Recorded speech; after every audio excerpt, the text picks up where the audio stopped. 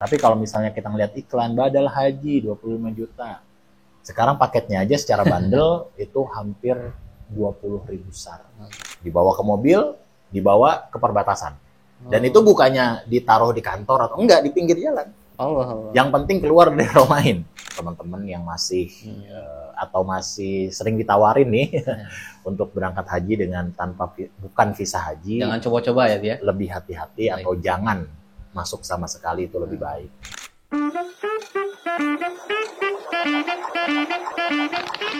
Assalamualaikum warahmatullahi wabarakatuh. Sahabat Isar, teman-teman, para pendengar setia podcast Isar dimanapun Anda berada, di hari yang berbahagia ini semoga kita semua senantiasa dalam lindungan Allah Subhanahu wa Ta'ala. Kembali lagi bersama saya Abi Ahmad Saidi yang insya Allah akan membersamai kita dalam podcast Isar. Dan di podcast kali ini sangat spesial karena kita juga ditemani oleh salah satu rekan kita, Abi Wahyu Haidir. Insya Allah kita berdua akan memandu jalannya program podcast Isar ke depannya juga. Nah, Abi Wahyu, Ya. di episode kali ini apa sih yang bakal kita bicarakan? Mau bincang seru apa nih, Bi, kalau boleh tahu nih, Bi? Pada kesempatan kali ini, Abi Saidi, insya Allah kita akan mengangkat suatu tema yang tidak kalah pentingnya untuk akhirnya kita sosialisasikan kepada sahabat Isar dimanapun ada berada. Ya, ini tema itu kiat-kiat cerdas memilih travel yang tepat untuk berangkat menuju ke Tanah Suci. Wow, temanya sangat luar biasa banget Iya, ya nih sahabat betul. Isar. Jangan sampai keskip. Bagi sahabat Isar yang baru pertama kali bergabung dengan channel YouTube kita, baru pertama kali melihat podcast Isar, yang pertama pasti subscribe dulu, jangan lupa like, kemudian tinggalkan komen serta pertanyaan-pertanyaan jika ada, dan nyalakan lonceng juga agar tidak ketinggalan dan mendapatkan notifikasi langsung ketika ada konten-konten kita lainnya. Oke, Abi Wahyu. Oke. Ini temanya udah seru banget nih. Iya, betul. Kalau boleh tahu siapa sih yang akan jadi narasumber kita nih hari Ini dia nih salah satu dari idola kita juga. Idola kita. Iya, betul. Perlu kita kasih tahu dulu nih ke sahabat Isar nih, Habib Saidi. Kalau kata pepatah, tak kenal maka tak sayang. Waduh. Tak sayang maka tak kenalan. Oke. Kita kenalin. Kita kenalin ya. Ya, narasumber kita jauh-jauh datang dari Jakarta. Abi Agung. Apa kabar Abi Agung? Alhamdulillah. Masya Allah, Abi Agung. Baik. Makin cerah mukanya. Aura-aura tanah sucinya terpancar banget nih, Bi. Lightingnya bagus. Oh gitu, ya bener banget. Oke, sahabat Isar, for your information ya, Abi Agung ini kebetulan juga salah satu guru kita juga. Tuh. Mentor saya juga nih Habib Saidi. Iya benar, Ketika mentor di kita Jawa bersama Timur. ya pastinya. Beliau juga lulusan dari Sulaimaniyah, Turki. Kemudian mengabdikan diri sebagai pengajar di pondok-pondok pesantren kita yang ada di Jawa Timur. Kemudian beberapa tahun belakangan beliau aktif dan bergabung di tim inti PT Travel Umroh dan Haji Hisar Global Indonesia. Dan saat ini beliau berkantor dan berdomisili di kantor pusat kita yang ada di Jakarta dan membidangi fokus konsultan haji ya, Abi ya? Ya, Sekarang. betul. Oke, seperti itu. Jadi yang belum kenal, kenapa nih? Siapa nih? Gitu ya. Nah, beliau adalah konsultan haji kita. Jadi untuk semua permasalahan haji kita ini ada di beliau. Oke. Baik, Abi Agung, kita masuk ke topik kita mungkin nih. Yang pertama kali ingin dibahas, Abi Wahyu, apa nih yang mau kita bahas nih? Oke, baik Abi Saidi. Abi Agung ini kan sebagai yang mana kita perkenalkan tadi di awal bahwasanya Abi Agung sekarang bertugas fokusnya itu di konsultan haji di PT Hisar Global Indonesia ya, Abi Agung. Dan kita tahu di sekarang ya, khususnya kita lagi ada di musim-musim haji nih Abi Agung. Dan juga dari pemerintahan Arab Saudi sendiri itu sudah mengeluarkan nih peraturan-peraturan terbaru terkait keberangkatan umroh peserta haji itu seperti apa dan bagaimana, dan syarat-syarat dan ketentuannya itu mungkin perlu kita sosialisasikan juga nih kepada sahabat Isar. Mungkin Abi Agung bisa menjelaskan seperti apa dan bagaimana. Baik, khususnya sebelum masuk ke haji, mungkin kita jelaskan dulu tentang ibadah umrohnya ya. Oke. Jadi per tanggal 13 April kemarin itu adalah batas di mana pengunjung Saudi Arabia yang untuk menjalankan ibadah umroh itu mulai dibatasi. Tidak hanya dari Indonesia tapi dari berbagai negara. Karena Saudi Arabia akan mulai dan sekarang sudah alhamdulillah sudah bisa dirasakan untuk pelayanan haji. Kemudian per tanggal 26 April kalau nggak salah itu juga terakhir kalinya visa umroh bisa berada di Saudi Arabia. Jadi untuk jemaah-jemaah yang masih memakai visa umroh di Saudi Arabia, kalau misalnya sampai hari ini masih ada, itu harus segera pulang karena akan ada pemeriksaan besar-besaran dari Saudi Arabia. Kenapa sih kok sebegitu ketatnya? Karena tahun kemarin kita sudah banyak sekali mendengar kabar tentang banyaknya para jemaah haji yang tidak nyaman pada saat mereka berada di Armuzna, Arafah, Muzdalifah, dan Mina. Kenapa tidak nyaman? Karena banyak sekali jamaah-jamaah haji atau jamaah-jamaah yang tidak memakai visa haji ikut melaksanakan ibadah haji di puncak haji. Seperti yang kita tahu, haji itu tidak seperti umroh.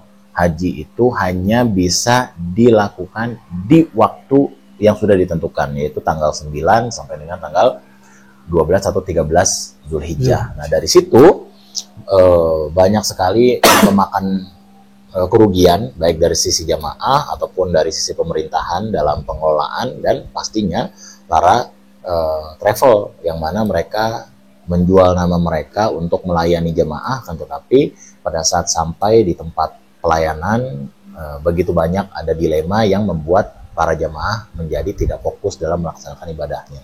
Jadi pembatasan visa umroh yang boleh berada di Haramain itu sejak bulan April kemarin sudah diperketat, dan apalagi untuk haji musim ini pemerintahan Saudi Arabia sangat memberlakukan ketatatan yang sangat luar biasa.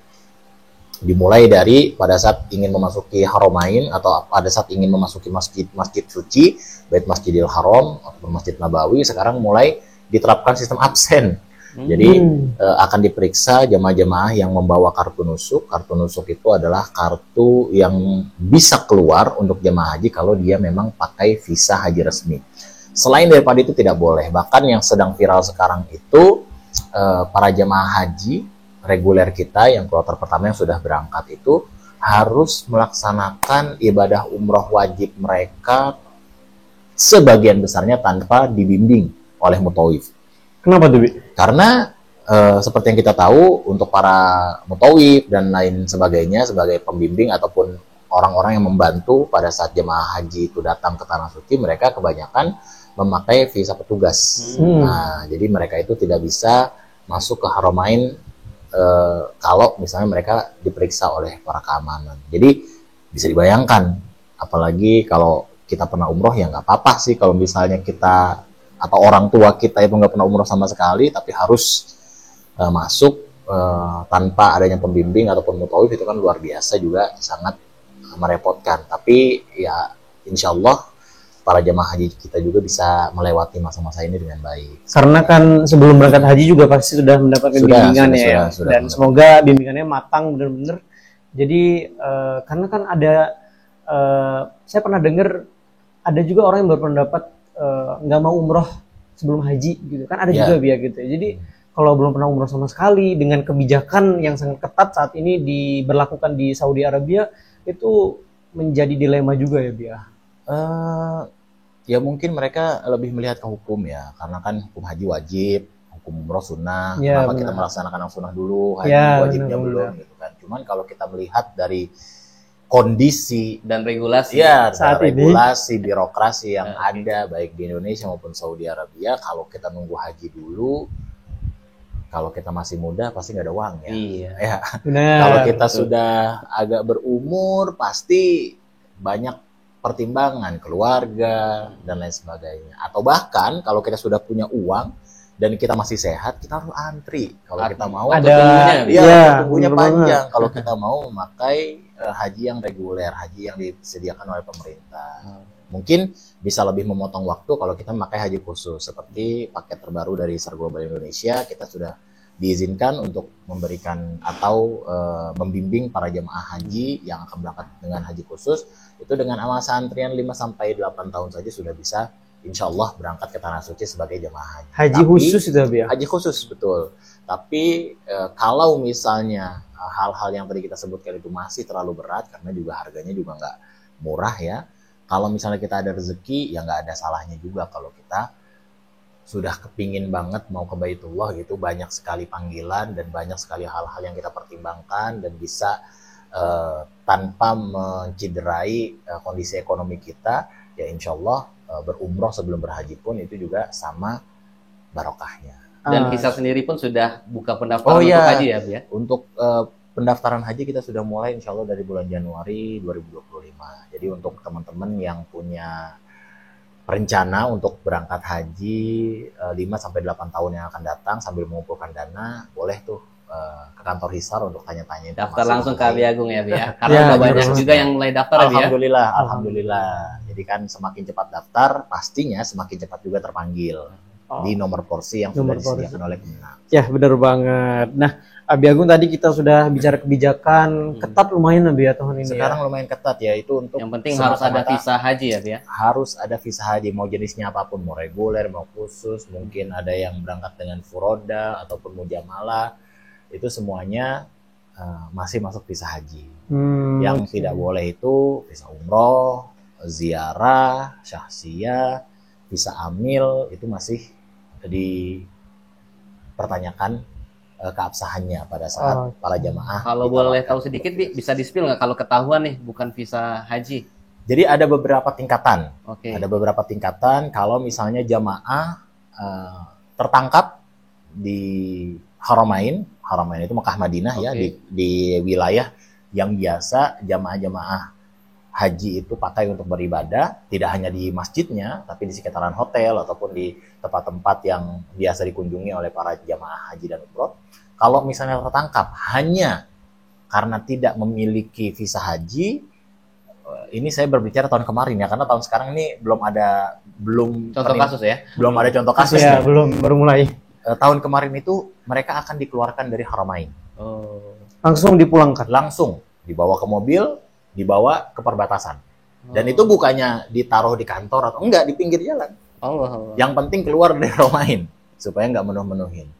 Ini yang tingkatan pertama. Yang kedua, kalau mereka ketahuan tidak memakai visa haji dan memalsukan berat lagi visanya, ya. Jadi sebetulnya dia bukan pakai visa haji, tapi misalnya dokumennya dipalsukan, atau dia bukan jamaah haji resmi, tapi kalau di Indonesia sekarang ada gelang jamaah haji. Dia pakai gelang ataupun pakai kartu identitas nusuk yang sudah dimodifikasi dalam artian palsu gitu. Ya. Itu hukumannya lebih berat lagi. Jadi tidak hanya dikeluarkan dari Haramain, pasti akan diproses terlebih dahulu di kantor keamanan yang ada di Haramain. Jadi istilahnya bisa dipenjara dulu seperti itu. Berat juga ya. Ini yang kedua. Ya. Yang ketiga. Nah, yang ketiga. Yang kedua ini kalau nggak salah ada deportasinya juga. Deportasi. Dan dilarang masuk ke Saudi Arabia kurang lebih 10 tahunan. Sayang sekali. Kalau yang ketiga ini yang paling parah. Kalau dia ketahuan tidak memakai visa haji, memalsukan dokumen, dan mengkoordinir jamaah haji yang tidak memakai visa haji, maka dia nggak boleh langsung pulang dulu, nggak boleh dideportasi dulu ke Indonesia. Dihukum dulu kayaknya di dia sana. akan diintegrasi dulu ya. Dia akan menjalani masa hukuman dulu di Saudi Arabia. Seperti itu. Jadi memang sangat ya pastinya hukum atau denda imigrasi pasti akan berlaku, seperti tidak boleh masuki Saudi Arabia dalam waktu yang telah ditentukan, denda sudah pasti, dan pastinya dia akan diinterogasi secara internasional, karena ini kan tidak hanya kejahatan yang berhubungan dengan warga negara Saudi Arabia ataupun Indonesia, tapi sudah memasuki border ya, atau perbatasan antar kedua wilayah. Jadi ini pelanggaran yang cukup berat. Jadi mungkin untuk teman-teman yang masih atau masih sering ditawarin nih untuk berangkat haji dengan bukan visa haji, jangan coba-coba ya dia. Lebih hati-hati atau jangan masuk sama sekali, itu lebih baik. Bener banget tuh sahabat Hisar, jangan coba-coba. Tapi ini Bi, kan orang yang berangkat haji, kalau haji ini kan ada reguler dari pemerintah ya. Betul. Tapi kan ada haji khusus dan haji furoda yang diakomodasikan oleh travel-travel yang Betul. berizin ya. Betul. Nah, berbicara tentang travel haji dan umroh nih, Bi. Kita marak banget dengar berita-berita yang baru-baru ini aja, banyak banget travel yang ketahuan nih. Yang belum ketahuan banyak juga pastinya kan. Yang sudah ketahuan aja segitu banyaknya, dan Masya Allah banyak banget jamaah yang kena dampaknya Ketahuan apa penipuan. dulu nih? Penipuan travel Oh. umroh ya yang paling banyak, karena haji mungkin belum keluar juga Ya. kasusnya, contoh kasusnya. Bagaimana pendapat Abi nih, Bi, kalau boleh tahu nih, Bi? Kalau untuk kasus umroh sebetulnya sekarang gampang banget sih. Dalam artian gampang itu kita sebagai masyarakat atau calon jemaah umroh yang ingin memilih travel ataupun memilih jasa untuk menemani kita ke Tanah Suci, ada beberapa kiat atau beberapa hal yang bisa kita lakukan sebelum kita memutuskan untuk memilih jasa travel tersebut. Yang pertama pastinya pastikan travel tersebut berizin. Untuk mengetahui apakah travel tersebut berizin atau tidaknya, secara real time, sekarang pun jemaah bisa cek sendiri di HP ataupun di komputer masing-masing. Jemaah tinggal masuk ke yang namanya situs Kemenak yang mengkoordinir semua travel dan pergerakan jemaah. Nama situsnya itu simpu.kemenak.go.id. Di situ para jemaah secara real time bisa melihat apakah travel yang akan jemaah pilih tersebut memiliki izin atau tidak, aktif atau tidak. Bahkan sampai ada alamat dan nomor telepon yang bisa dihubungi resmi yang ada di database Kementerian Agama. Jadi Itu yang kalau pertama. tidak ada tertera nama travelnya ataupun nomor ataupun alamatnya, itu Berarti sudah bisa patut dipastikan dipertanyakan ya. tanpa Iya, izin. Berarti tanpa dia izin ya. akan memberangkatkan jemaah tanpa izin. Yang mana itu sudah melanggar undang-undang sebetulnya. Iya, benar. Itu bisa kena denda yang cukup besar untuk travelnya. Kemudian yang kedua, pastikan bahwasannya walaupun dia sudah berizin, apakah pelayanan mereka berikan itu standar atau tidak. Caranya kita mau melihat apakah pelayanannya standar atau tidak gampang banget sih sebetulnya. Lihat aja harganya.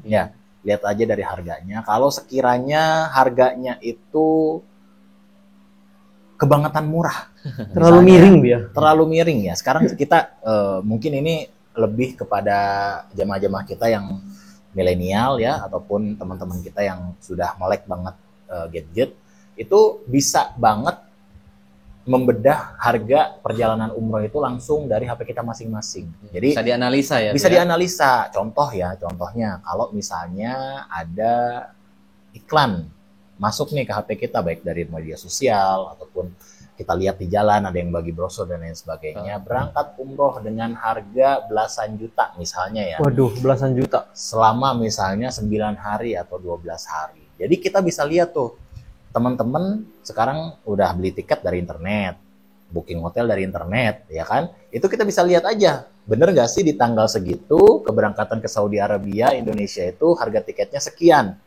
Terus hotel yang dilihat itu kan udah kelihatan juga pastinya. Kalau salah satu indikasi travel itu amanah atau tidak, pastinya dia akan menyertakan tanggal keberangkatan. Kalau misalnya masih bilangnya berangkat Antara tanggal September, sekian ya, nah, berangkat November, hati-hati, berarti tiketnya belum dibeli. Belum confirmed berarti Belum ya. confirmed, yang mana cenderung akan menyesuaikan dari jumlah pendaftaran. Kalau misalnya yang daftar sudah melebihi atau sudah masuk target, baru berangkat. Kalau belum masuk target, akan terus diundur. Bahkan ada cerita ada yang sampai diundur 2 tahun. Salah satu jemaah kita, Bi. Iya betul. Bener banget. Ada yang sampai diundur 2 tahun karena memang mungkin travelnya agak struggle juga dalam mengumpulkan jamaah. Jadi Karena itu pastikan, memang kali skema dari travelnya. Bi, betul. ya, cara- Mungkin ya itu cara mereka berjualan. Cara mereka berjualan. Pastikan tanggal keberangkatannya itu pasti 27 Juli, 30 Agustus harus ada tanggalnya. Kalau masih ada di antara ini ke ini, nah itu berarti belum pasti. Pasti itu tiketnya belum terbeli. Apa yang terjadi kalau tiket belum terbeli? Harga di brosur pasti akan berubah. berubah-ubah. Dari yang Menyesuaikan. awal. Harga di brosur pasti akan berubah. Biasanya dari ada harga tanda awal. kutip kecil ya di Betul. brosur ya. Ya pasti. Ya kita juga nggak memungkiri ya sebagai jasa travel juga, kita juga agak punya kasus lah seperti itu, harga berubah. Tapi berubahnya mungkin nggak terlalu signifikan ataupun berubah tidak dengan keputusan kita. Biasanya karena maskapainya gagal berangkat ataupun karena maskapainya diundur berangkat dan lain sebagainya. Tapi kalau misalnya tidak ada tanggalnya, pasti berubahnya itu bisa signifikan, bahkan bisa lebih dari 50%. Jadi perlu hati-hati. Nah, di situ kita bisa lihat kalau harganya misalnya 19 juta, tiket PP aja udah 16 juta. 9 hari 3 juta kita nginep di mana? Misalnya gitu kan. Itu kan kita bisa nalar sendiri. Jadi hal-hal seperti itu sebetulnya bisa kita pelajari sendiri. Jadi jangan tergiur harga murah, sekali lagi. Jangan tergiur harga murah dalam memilih pembimbing ataupun memilih travel yang akan kita percayakan untuk menemani kita beribadah ke Tanah Suci. Satu, biayanya nggak murah. Kedua, ibadahnya nggak mudah. Kalau misalnya kita salah memilih travelnya, ya sayang-sayang. Sayang di waktu kita juga, sayang di tenaga yang kita keluarkan untuk beribadah ke Tanah Suci tersebut. Katakanlah berangkat travel yang murah ini, katakanlah berangkat. Apakah dengan harga segitu bisa memenuhi ekspektasi jamaah? Ya, ini juga perlu dipertanyakan. Kalau misalnya jamaah ngiranya, karena kan biasanya jamaah kan ngelihatnya jamaah-jamaah umroh itu yang influencer ya. Jadi kalau misalnya dia ngeliat Instagram, aduh enak banget nih, mbak ini lagi umroh gini. Yang kita nggak tahu kan harga dia bayar paketnya berapa gitu kan. Terus berusaha browsing, ternyata ada yang murah, berharap memiliki fasilitas ataupun pelayanan yang sama dengan mbak artis ataupun mas artis ini. Jadi itu perlu digarisbawahi, itu juga perlu diperhatikan. Ada harga, pastinya ada pelayanan. Betul. Ada kualitas lah di sana. Jadi cara gampangnya kalau misalnya kita udah bisa ngitung nih, oh harga travel ini masuk akal, harga travel ini nggak masuk akal, kita langsung lihat ke reputasi daripada travel tersebut. Apakah travel tersebut memberangkatkan jamaahnya betul-betul sesuai dengan apa yang dijanjikan. Terbukti biasanya dengan dokumentasi di media sosial ataupun di konten-konten periklanan yang mereka berikan. Ya, jadi itu bisa dilihat. Nah, kalau misalnya teman-teman atau para calon jamaah ini sudah yakin dengan dari masalah izinnya, dari masalah harganya, dari masalah reputasinya, teman-teman calon jemaah bisa langsung ke kantor untuk memastikan apakah travelnya beneran ada kantornya atau enggak. Ya, karena sekarang banyak juga nih yang nggak ada kantornya, kantornya virtual. Nah, kalau bahasa orang-orang sekarang lebih ini lagi, bukan lebih ada halus kantornya, ya. tapi dia punya kantor tapi virtual. Kantor virtual itu adalah kantor yang secara fisik ada, tapi secara efisiensi sebetulnya nggak mungkin nih dengan kantor yang modelnya kayak gini dia bisa memberangkatkan ratusan atau bahkan ribuan jamaah. Jadi biasanya itu dia hanya menumpang alamat di salah satu ruko ataupun salah satu toko biasanya untuk menjadikan dia legal di dalam perizinan untuk membuka izin travel umroh. Jadi itu juga perlu diperhatikan. Kalau ada kantornya fisiknya ada, terus ada pelayanannya juga, kemudian ada penyambutan, kemudian ada penawaran dan lain sebagainya, berarti itu betul-betul insya Allah travel yang amanah. Karena kita kan di era digital terlebih habis. Semua ada di genggaman tangan ya. Betul. Nggak hanya Gen Z, kita lihat emak-emak yang aktif di Facebook, kakek-kakek yang genggamannya TikTok gitu ya. Itu bisa semua ngelihat legalitas travel ini ada nggak, kemudian izinnya, atau yang paling simpel sosial medianya ya. Kita ngeliat sosial media aja sudah melihat bahwa travel ini pelayanannya bagaimana. Itu salah satu yang paling simpel aja buat melihat, menganalisa sebuah travel lebih ya. Jadi itu Abi Wahyu ya. Iya, betul. Ada mungkin dari apa yang disampaikan Abi Agung, sahabat Isar bisa sebelum ingin menjatuhkan hati untuk meminang travel ya Abi Agung ya, seenggaknya bisa dicek dari segi perizinannya, harganya masuk akal atau tidak ya. Ketiga, lalu reputasinya di media sosial bisa kita lihat sejenak dan lain sebagainya. Seperti itu ya Abi Agung. Nah, sekarang kita juga ada di dalam masa haji nih Abi Agung. Bagaimana sih juga kita seperti kita lihat di berita-berita ada bahwasannya ada penipuan badal haji gitu. Ada yang menawarkan karena mungkin ada demand dan supply ya biasanya. Ketika ini banyak banget kasus nih, Bi. Iya, betul. Kemarin saya terakhir ngeliat ada kayak di video gitu, ada orang di salah satu mungkin di bukit ya di Mekah gitu. Dia ngambil video belakangnya itu view Tower Zam-Zam itu. Dia kayak lagi megang kertas, saya lagi badal haji, cuman ya wallahu alam kita nggak tahu apakah Iya. rukun-rukun hajinya sudah dilaksanakan. Betul. Dan itu marak banget teman di sosial media, Bi. Ya. Menjadi Sedangkan catatan ya. kita juga buat Betul. edukasi itu gimana, Bi? Jadi khususnya untuk haji tahun ini ya, seperti yang tadi kita singgung, Saudi Arabia itu udah mulai memberikan ketatan yang luar biasa gitu kepada jamaah haji yang sudah ada di Haramain. Contoh kasus untuk masuk ke masjid saja, Masjidil Haram itu sekarang ada absensi dari smart card nusuk namanya. Smart card nusuk. Jadi smart card nusuk itu bisa keluar kalau visa haji kita resmi. Kalau misalnya terindikasi tidak resmi, itu kita akan langsung dikeluarkan dari Saudi Arabia atau bahkan dari Haramain lah setidaknya ya. Kalau misalnya kita ingin melihat hukum bahwasanya al-hajju Arafah, haji itu ya wukuf di Arafah, untuk badal haji akan sangat sulit. Setidaknya kalau kita tidak mengenal secara pribadi betul-betul orang yang akan haji gitu ya. Yang harus kita pahami bahwasanya orang yang baru berangkat haji nggak bisa jadi badal haji. Baru pertama kali Baru berangkat. pertama kali berangkat itu nggak bisa. Jadi Harus badal haji dulu ya, Bu ya. karena dia harus haji dulu. Betul. Untuk dirinya sendiri. Untuk dirinya sendiri. Ini yang harus kita pahami betul-betul gitu ya. Jadi mohon maaf nih kalau ada tetangga ataupun teman-teman kita yang baru mau berangkat haji terus sudah mulai, wah nih saya bisa badalin dan lain sebagainya, itu perlu dipertanyakan. Just tip ya, just tip. Ya perlu ya, kalau Just tip misalnya haji. just tip masih mending. Misalnya saya, ayo siapa yang mau nitip kurma saya belikan, itu Oke. masih masuk Just tip akal. haji ya. Tapi kalau misalnya siapa yang belum haji saya hajikan, itu nggak bisa kalau dia belum haji. Iya. Yang kedua, dengan kondisi Saudi Arabia, khususnya di tempat-tempat yang dipakai untuk jemaah haji untuk melaksanakan ibadah hajinya, ya Masjidil Haram contohnya, nanti di Arafah, di Muzdalifah dan di Mina, itu akan mengalami keketatan keamanan yang sangat luar biasa.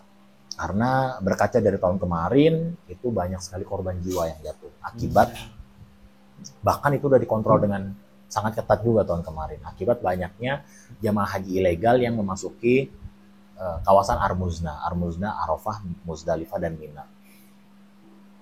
Bayangkan, teman-teman sekalian, kalau kita, ya Arafah, Muzdalifah, Mina itu segitu-segitu aja. Iya, betul.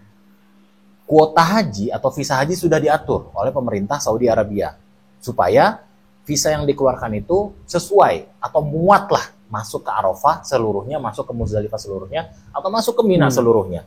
Tiba-tiba di luar kuota yang sudah diberikan tadi ke berbagai negara tersebut, ada jemaah-jemaah haji yang tidak memiliki visa haji, yang mereka datang ke Saudi Arabia menggunakan visa yang lainnya lah, seperti visa ziarah ataupun visa umroh, kemudian ikutan masuk ke wilayah tersebut dalam keadaan puncak haji. Apa yang akan terjadi?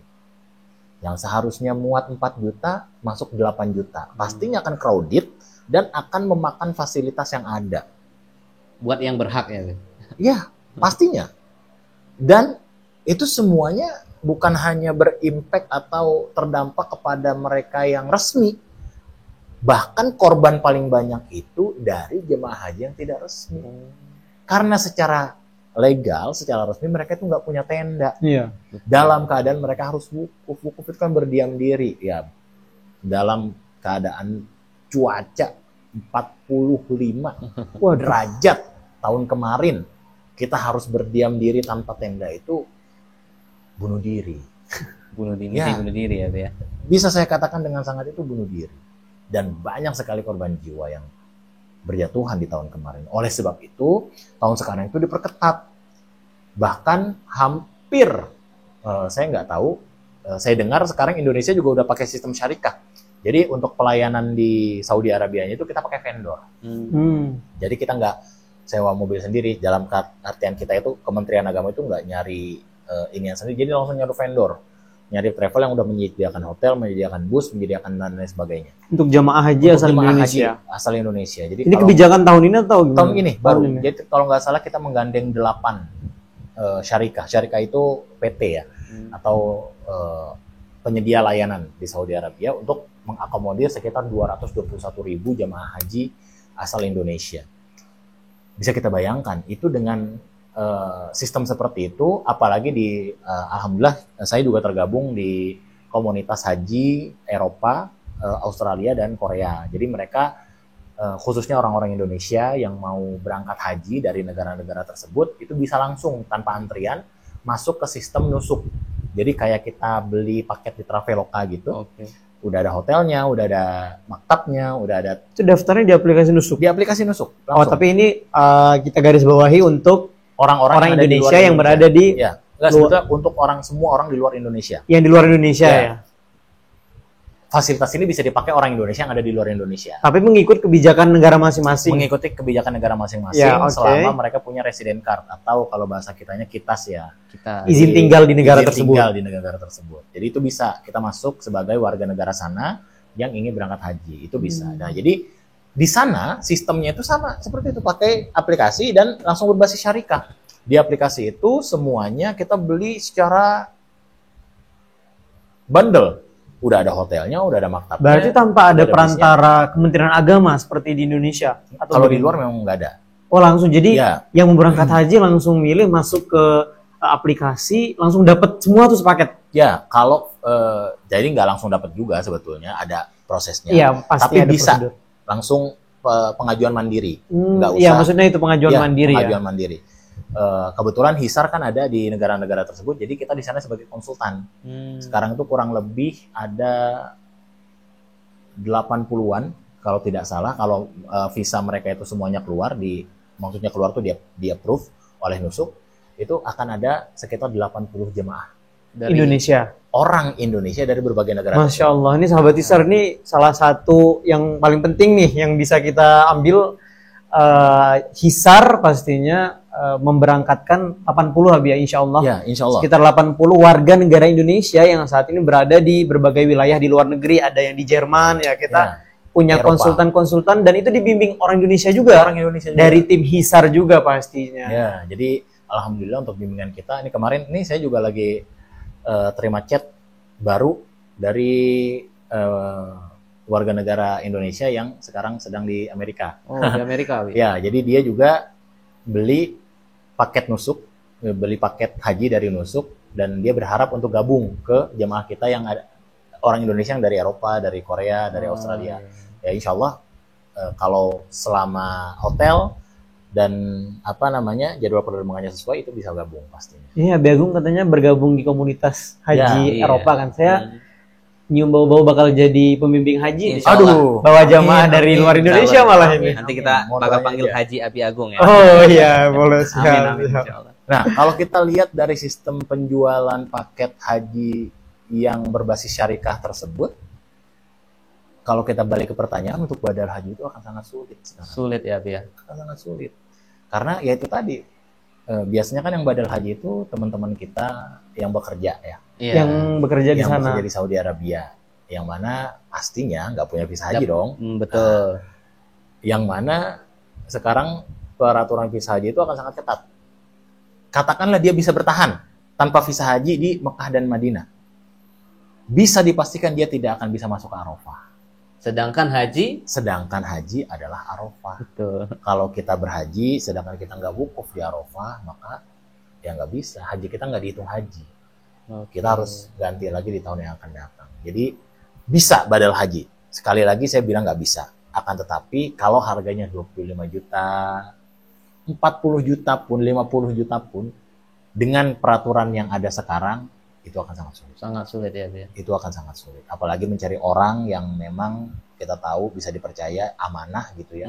Ya kecuali tetangga kita udah jadi pembimbing misalnya, atau dia udah dapat visa haji sebagai PPIH atau pembimbing sebagai petugas haji misalnya, terus dia memang setiap tahun berangkat dan punya reputasi tersebut, pasti bisa masuk Arafah, ya itu mungkin bisa diperlukan. Tapi kalau misalnya kita ngeliat iklan badal haji 25 juta, sekarang paketnya aja secara bundle itu hampir 20.000 SAR.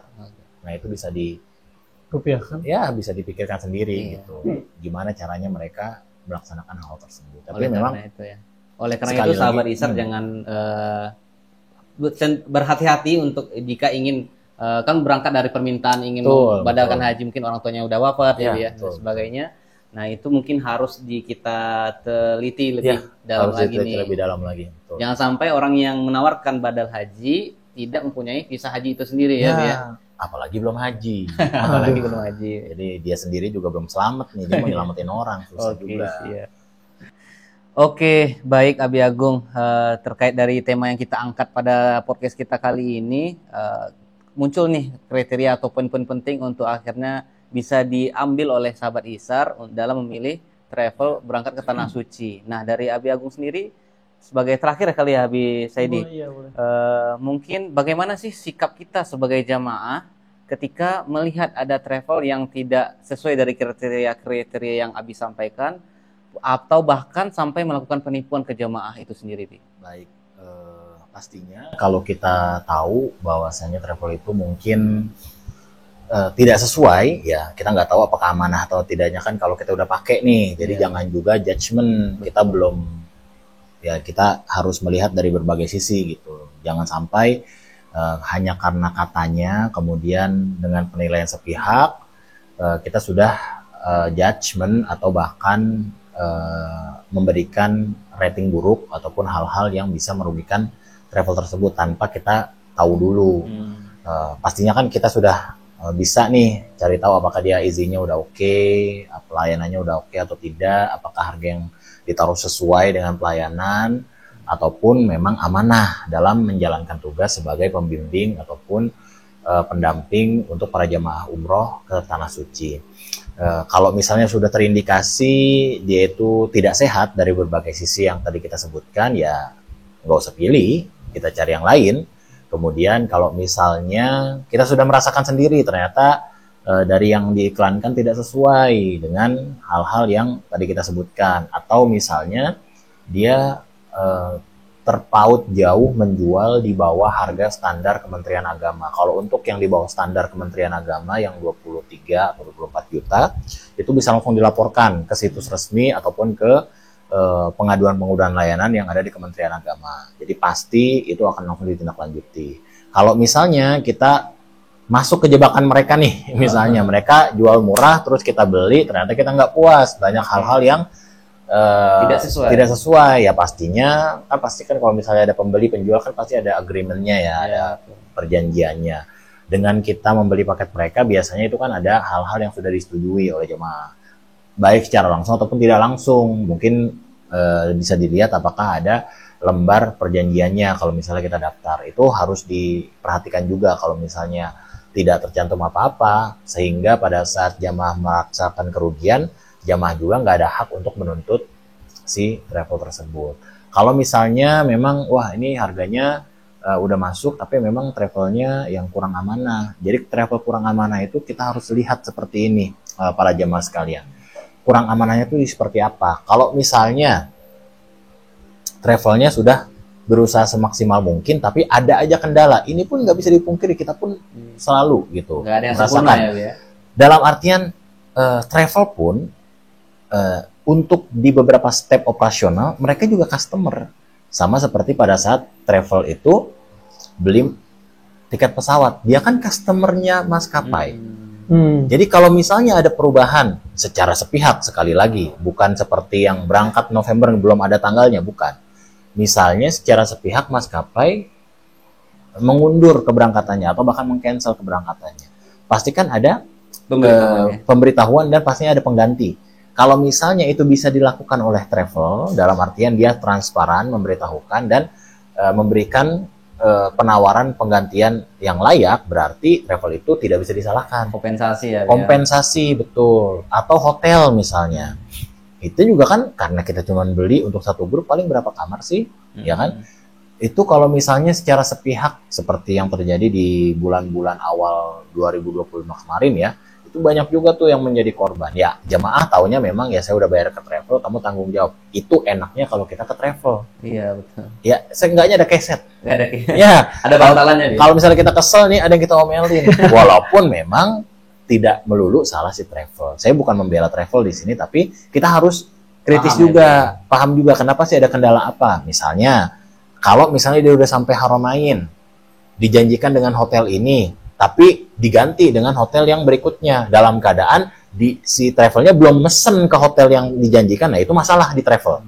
Tapi kalau misalnya si travel itu udah pesan, bahkan sudah lunas di hotel yang sudah dibeli, tapi secara sepihak misalnya, bukan dibatalin, secara halusnya itu dinaikkan harganya berkali-kali lipat. Kalau kita nggak mau bayar, berarti kamu harus keluar. Ini yang sering terjadi. Nah, itu harus dilihat dulu apakah travelnya mengganti hotelnya dengan yang lebih baik atau tidak. Atau setidaknya setaraf deh. Kalau misalnya itu dilakukan, travel itu bertanggung jawab. Travel itu bisa memberikan pelayanan setidaknya kenyamanan kepada jamaah supaya tidak mengganggu peribadatan mereka. Walaupun tidak sesuai dengan yang dijanjikan di brosur. Tapi kan di setiap brosur pasti ada kata setaraf. Kalau misalnya travel yang memiliki tingkat kewaspadaan yang tinggi. Karena walaupun kita 90% udah deal, ya ada aja seperti yang tadi kita bilang, tingginya demand atau tingginya pengunjung pada saat high season ya. Ya, high season itu bisa mempengaruhi harga-harga tersebut. Secara sepihak hotel-hotel sana bisa menaikkan harga dengan secara sepihak. Nah, di sini kita bisa lihat apakah pertanggungjawaban travel itu ada atau tidak. Kalau misalnya ada, berarti ya jangankan dikritik, bahkan perlu diapresiasi kalau menurut saya ya, karena dia tidak meninggalkan jamaahnya dalam keadaan ada ikhtiar untuk tetap bisa melayani jamaah dengan baik. Kecuali yang tadi saya bilang, dia ke Saudi Arabia memang belum pesen hotelnya, itu kan berarti kan memang ya berusaha menelantarkan. Nah, itu jadi harus lebih teliti lah. Kita sekarang sebagai seseorang yang mungkin orang tua kita nggak mau mengerti ini, cuman seperti hal-hal seperti ini kalau misalnya sudah ada penjelasannya, sudah tugas kita sebagai anak ataupun sebagai orang yang lebih melek teknologi untuk bisa memberikan penjelasan kepada jemaah-jemaah yang lain. Itu yang pertama. Yang kedua, kalau misalnya memang terindikasi memang penipuan nih, dia udah ngambil uang, nggak diberangkatin, seperti yang tadi saya bilangnya November, terus ternyata tiket mundur, nggak ada jadwal pasti, ternyata memang tiketnya belum dibeli, itu sudah penipuan, itu bisa langsung dilaporkan ke pihak yang berwajib. Pihak yang berwajib ini bisa Kementerian Agama ataupun langsung ke kantor polisi, karena itu memang sudah jatuhnya tidak amanah ya, atau bahkan kriminalitas. Dalam keadaan dia mengumpulkan uang jamaah tapi tidak memberangkatkan jamaah tersebut dengan uangnya, maka itu sudah masuk ke dalam pelanggaran undang-undang umrohan lah, dalam artian undang-undang yang dikeluarkan oleh Kementerian Agama seperti itu. Jadi bijak dalam memilih travel, insya Allah akan sejuk dalam melaksanakan ibadah selama di tanah suci. Jadi sekali lagi reputasi itu penting sih. Adapun selama ini kita melayani jemaah adalah 1-2 orang yang mungkin merasa kecewa, tapi perlu digarisbawahi, travel yang baik itu akan selalu improve atau selalu bertanggung jawab atas hal-hal yang sudah diperbuat ataupun hal-hal yang dirasakan kurang. Evaluasi ya, mereka akan selalu evaluasi. Jadi mungkin itu saja sih. Oke, terlebih sahabat Isar, kita tahu musim umroh tahun 1446 sudah habis, Abi ya, kemarin ya. Sudah habis per April kemarin. Kita sekarang sedang memasuki musim baru, sahabat Isar, tentunya low season berarti ini, Abi ya, kita masuk. Betul. Jadi salah satu tips juga kalau misalnya kita ingin berangkat umroh, kalau kita maunya apa nih? Kita maunya murah atau kita maunya sejuk? Nah, itu kita harus lihat. Semua juga ada ya, Bia. Jadi semuanya ada, tergantung keinginan customer sebenarnya. Keinginan dan kemampuan pasti. Iya, benar pasti. Kalau jamaah sekalian lagi cari yang murah, kemudian nggak terlalu ramai. Kalau ronda semuanya termasuk ya, include semuanya, kemudian masih nyaman juga dalam beribadah, itu yang pastinya di awal-awal musim. Jadi haji itu berakhir di bulan Juni. Muharram itu masuk di bulan Juni akhir kalau tidak salah. Jadi bulan Juli, Agustus sampai September kalau menurut saya ini masih sangat nyaman. Dalam artian sepi ya, karena baru mulai masuk. Kemudian kan pasti pemerintah Saudi Arabia itu improve setiap tahunnya dalam pelayanan. Jadi itu masih seger-segernya, masih bisa kita nikmatin tuh. Pelayanan-pelayanan yang diupdate setelah musim haji. November, akan tapi kekurangannya Juli, Agustus, September ini dia agak panas. Agak hangat di Eropa ya, betul. Musim panas gitu ya. Betul. Jadi cuman ya insya Allah kalau kita orang Jakarta, apalagi orang Bekasi, insya Allah nggak masalah sama sekali. Nanti masuk ke masjid juga sejuk juga. Betul. Nanti masuk masjid, masuk hotel sejuk-sejuk juga. Jadi mungkin pas perjalanan ke masjidnya aja mungkin agak panas gitu. Jadi kalau misalnya kita, ya kalau untuk orang Indonesia sebetulnya nggak masalah karena kita juga udah tropis kan, jadi panasnya juga ya 11-12. Kecuali memang pada saat musim haji, karena kan mereka di bawah terik matahari bisa sampai 2-3 hari. Nah, jadi itu memang perlu effort yang lebih gitu untuk bisa menjalankan ibadah dengan baik. Kalau misalnya jamaah sekalian, waduh saya nggak kuat panas. Kalau misalnya perjalanan juga 1 menit 2 menit saya nggak bisa, kulit saya sensitif. Berarti carinya yang di musim sejuk, yang mana bertepatan dengan bulan Desember. Kita tahu nih bukan hanya umroh, ya nanti boleh dicek deh. Kalau misalnya bulan Desember sampai Januari awal itu merupakan high season untuk travel. Betul. Seluruh dunia, transportasi, segala hal yang berkenaan tentang perjalanan itu semuanya naik. Jadi Karena musim liburan ya. karena musim liburan, karena kan Ditambah lagi sama cuacanya juga sejuk kan, orang-orang mau suasana baru. Yang dari Eropa mau ke timur pengen cari panasnya, yang dari timur pengen ke Eropa pengen cari dinginnya gitu kan.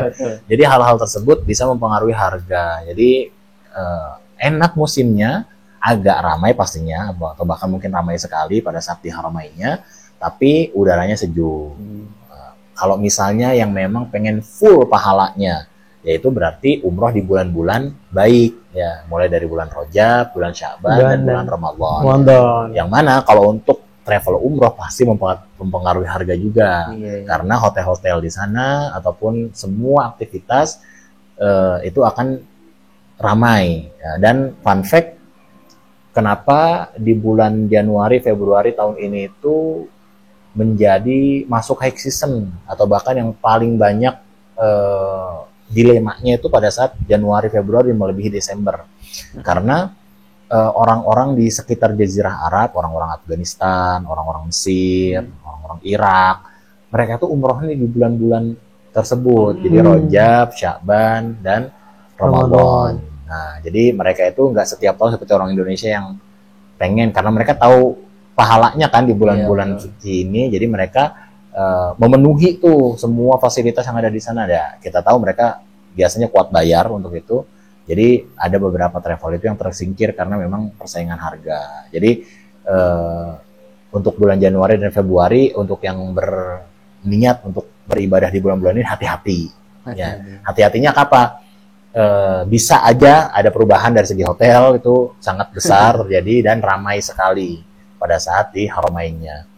Dan kalau misalnya mau fokus ibadah, memang wah saya mau fokus ibadah umroh dan pengen dapat pahala setara pahala haji, ya berarti bulan Ramadan. Ya, jadi bulan Ramadan. Dan alhamdulillah tahun ini kita memberangkatkan 700 jamaah hanya di bulan Ramadan. Hanya di bulan Ramadan. Hanya di bulan berkah ya, Bi ya. Ya, karena mungkin juga Rasulullah juga menyampaikan ya, Bi ya. Ya, betul. Siapa yang berumroh di bulan Ramadan, pahalanya sama seperti berhaji bersamaku. Jadi saya dengar-dengar Ramadan yang akan datang lebih banyak lagi bijamaahnya.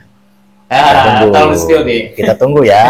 Insya Allah kita punya kejutan untuk Ramadan tahun 2026 nanti. Dari hasil rapat kerja. Dari hasil rapat kerja kemarin, alhamdulillah, insya Allah kita punya satu ambisi ya. Sementara masih jadi ambisi nih. Karena kita juga masih agak takut juga ngeraba-ngerabanya nih nanti jatuhnya kemana gitu. Yang mohon doanya dari para calon jemaah dan sahabat-sahabat Hisar sekalian, kita insya Allah berencana akan mengumpulkan jemaah-jemaah umroh di bulan Ramadan itu di dalam 1 ataupun 2 pesawat. Jadi insya Allah dengan dukungan dan doa dari para sahabat semuanya, kita bisa diberi kekuatan dan diberi rezeki untuk bisa mendampingi para jemaah umroh di bulan Ramadan ini dengan lebih baik lagi, dan khususnya untuk rencana kita ke depannya supaya kita dengan rencana penerbangan 2 pesawat ataupun ya kalau bisa 3 pesawat ini bisa lancar ya. Insya Allah para jemaah sekalian pun bisa ikut pastinya berpartisipasi kalau misalnya memang punya niat untuk berangkat umroh di bulan Ramadan tahun depan.